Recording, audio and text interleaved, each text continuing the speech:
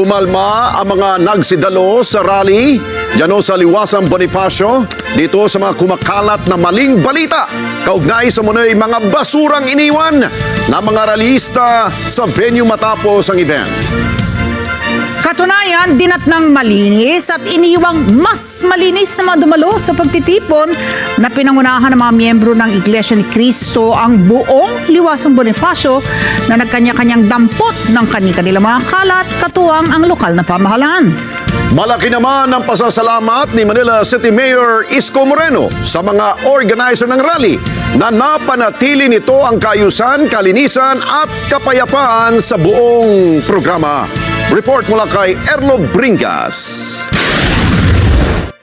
Nagkanya-kanyang linis ang mga miyembro ng Iglesia ni Cristo na dumalo sa katatapos lamang na rally para sa katotohanan at katarungan sa Liwasang Bonifacio.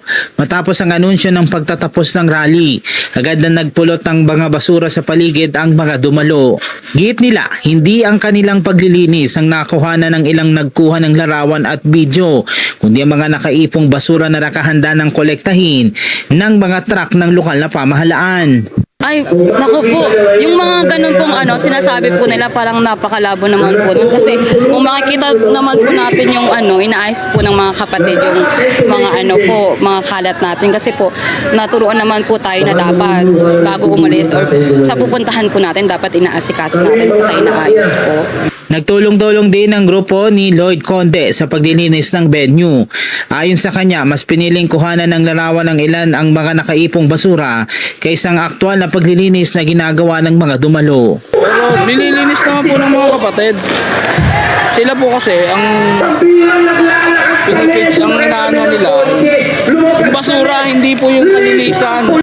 Samantala, nagpahayag naman ng pasasalamat si Manila Mayor Isko Moreno sa Iglesia ni Cristo dahil sa maayos na pakikipag-ugnayan ng mga organizer sa lokal na pamahalaan at sa mapayapang pagtatapos ng rally. Kami po ni General Santiago ay taus-pusong nagpapasalamat sa ating mga kapatid na dumako ritong maayos at umalis ng maayos. Wala pong vandalism na nangyari. Walang paninira ng halaman. Walang paninira ng mga gamit ng pamahalaan. Walang paninira ng stoplight. Kaya pa po silang dumating, nasaad nila yung kanilang hinaing at damdamin ng malaya sa lungsod ng Maynila. At maayos silang umalis. Binigyan din pa ng alkalde na patuloy na bukas ang lungsod ng Maynila sa mga mapayapang pagtitipon anuman ang grupo o organisasyon basta't iginagalang ang batas at ang karapatan ng iba. Yung mga kapatid, may kinain sila, inilagay nila sa tamang sisidlan.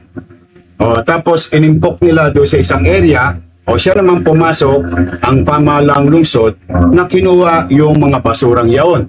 Kaya makikita nyo, walang kalat na naiwan sa Liwasang Bonifacio. Erlo Bringas para sa Matadang Agila, matatag, matapang, matapat.